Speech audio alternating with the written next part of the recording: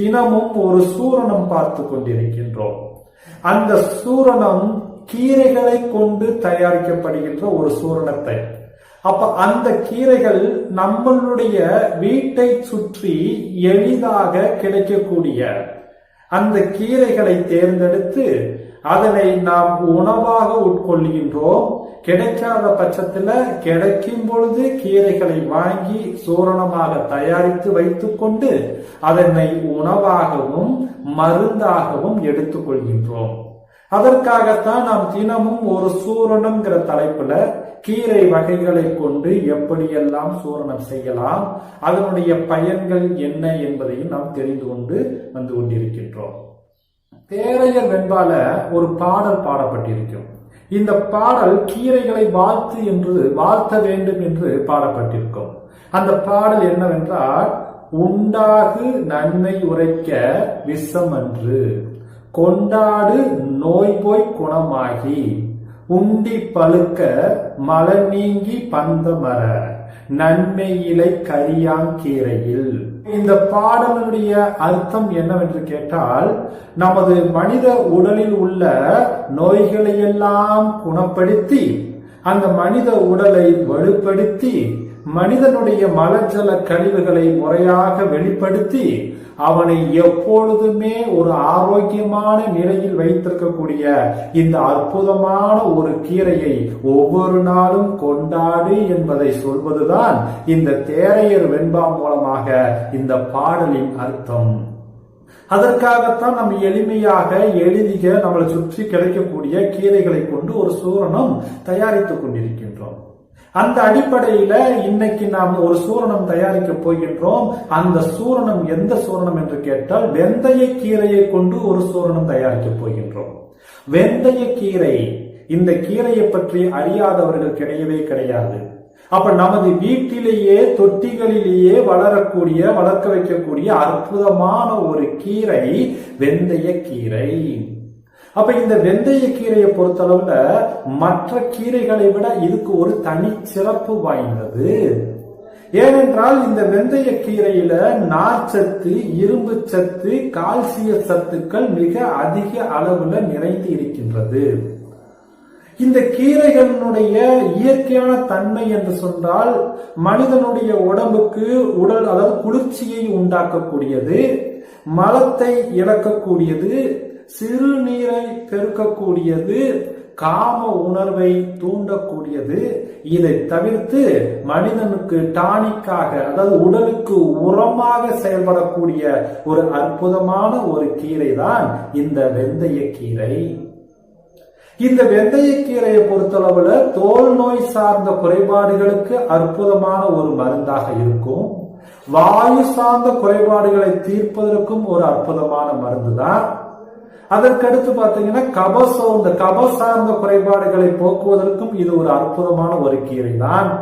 இதை விட முக்கியம், மனிதனுடைய உடலுக்கு ரத்தத்தினுடைய உற்பத்தியை அதிகரித்து அவனுடைய அடிப்படை வாழ்வுக்கு ஆதாரமாக விளங்குவதே இந்த வெந்தய கீரை தான். இவ்வளவு ஆற்றல் நிறைந்த வெந்தய கீரையை கொண்டுதான் நாம் ஒரு சூரணம் தயாரிக்க போகின்றோம். அந்த சூரணத்திற்கு பெயர் என்னன்னு கேட்டா, வெந்தய கீரை மாதுள ஓட்டு சூரணம். வெந்தய கீரை மாதுள ஓட்டு சூரணம். இந்த சூரணம் எதற்கு பயன்படுத்தப்பட போகிறது என்று கேட்டால், உடலுக்கு வலிமையை கொடுக்கக்கூடியது. அதைவிட முக்கியம், சர்க்கரை நோயாளிகளுக்கு ஒரு அற்புதமான மருந்தாகவும் இயற்கை உணவாகவும் விளங்கக்கூடியது இந்த வெந்தய கீரை மாதுள ஓட்டு சூரணம். அப்ப இந்த சூரணம் தயாரிப்பதற்கு தேவையான பொருட்கள் என்ன என்பதை நாம் தெரிந்து கொள்ள வேண்டும். அப்ப வெந்தய கீரை சாறு ஒரு 1/2 லிட்டர் அளவுக்கு எடுத்துக்கொள்ள வேண்டும். வெந்தய கீரை சாறு ஒரு 1/2 லிட்டர் அளவுக்கு எடுத்துக்கொள்ள வேண்டும். இரண்டாவது, மாதுளை ஓடு, மாதுளம்பழத்தை எடுத்து உடைச்சா மேல இருக்கக்கூடிய ஓடு இருக்கு இல்லையா, அந்த ஓடு ஒரு 100 கிராம் அளவுக்கு எடுத்துக்கொள்ள வேண்டும். மூன்றாவது, வில்வ பழத்தினுடைய ஓடு எடுத்துக்கொள்ள வேண்டும். எடுத்தாச்சா? இப்ப இதை செய்முறை பார்க்கலாம்.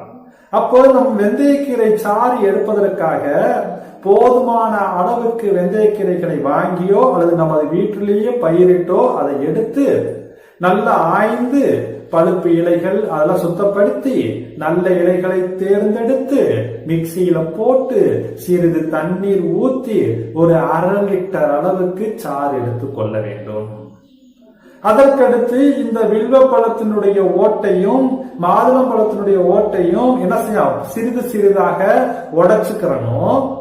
உடைச்சு அந்த வெந்தயக்கீரை சாறு எடுத்து வச்சிருக்கோம் இல்லையா, அந்த சாறுல இந்த மாதுளம் பழத்தினுடைய ஓட்டையும் வில்வ பழத்தினுடைய ஓட்டையும் போட்டு நன்றாக கலக்கி சிறிது நேரம் ஊற வைக்க வேண்டும். அப்ப இந்த 3 ஒன்றாக கலக்கி நன்கு ஊறினதுக்கு பின்பு அதனை எடுத்து ஒரு தட்டில் ஊற்றி நல்லா பரப்பி காய வைக்க வேண்டும். நன்கு காய்ந்ததுக்கு பின்பு அதனை மிக்சியில போட்டு அரைச்சு பொடி செய்து வைத்துக் கொள்ள வேண்டும்.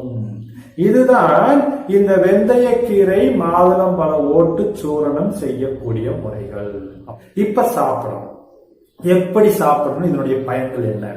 அப்ப இந்த பொடியை பொறுத்தளவுல காலை மற்றும் மாலை என 2 வேளையும் சாப்பாட்டிற்கு பின்பு ஒரு 2 கிராம் அளவுக்கு பொடியை எடுத்து சுடு நீரில் கலந்து குடிக்க வேண்டும்.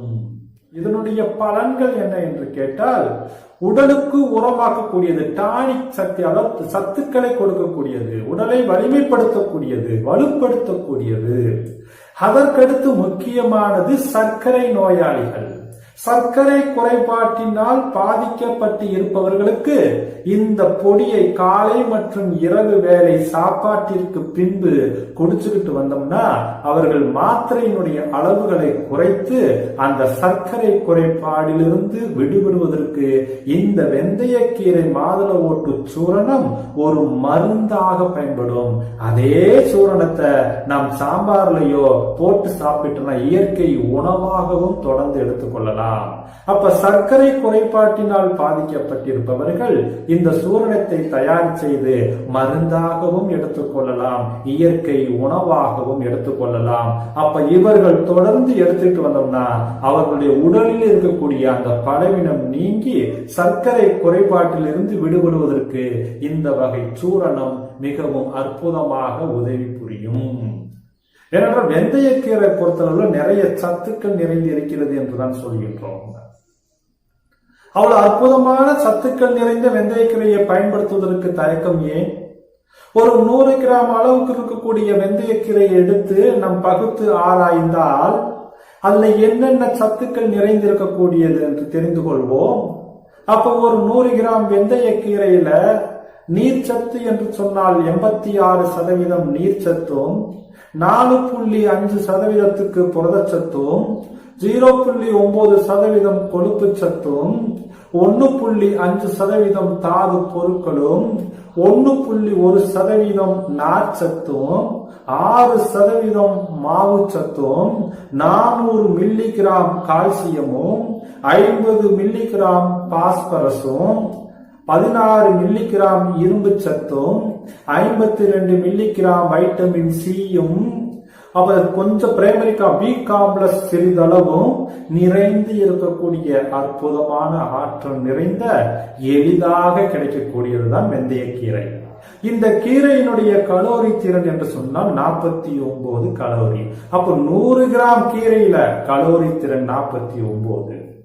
அப்ப இந்த அற்புதமான ஒரு கீரைய நமது வீட்டிலேயே வளர்ந்து தினந்தோறும் நம் உணவாக எடுத்துக்கொள்ளலாம். அப்ப இந்த குறைபாடு பாதிக்கப்பட்டவர்களுக்கு சூரணமாக தயார் செய்து கொடுத்தோம்னா அந்த குறைபாடுகளில் இருந்து அவர்கள் விடுபடுவதற்கு இந்த சூரணம் மிகவும் பயனுள்ளதாக இருக்கும் அல்லவா? அப்ப என்ன செய்யணும்? இதை நமக்கு கத்துக்கிட்டா, இப்ப உங்களுக்கு கத்துக் கொடுத்தாச்சு, இதை செஞ்சு இந்த குறைபாடு உள்ளவர்களுக்கு கொடுத்து அதை பயன்படுத்தி அந்த முன்னேற்றத்தை அவர்கள் உணர்ந்து மற்றவர்களுக்கும் கற்றுக் கொடுக்க வேண்டும்.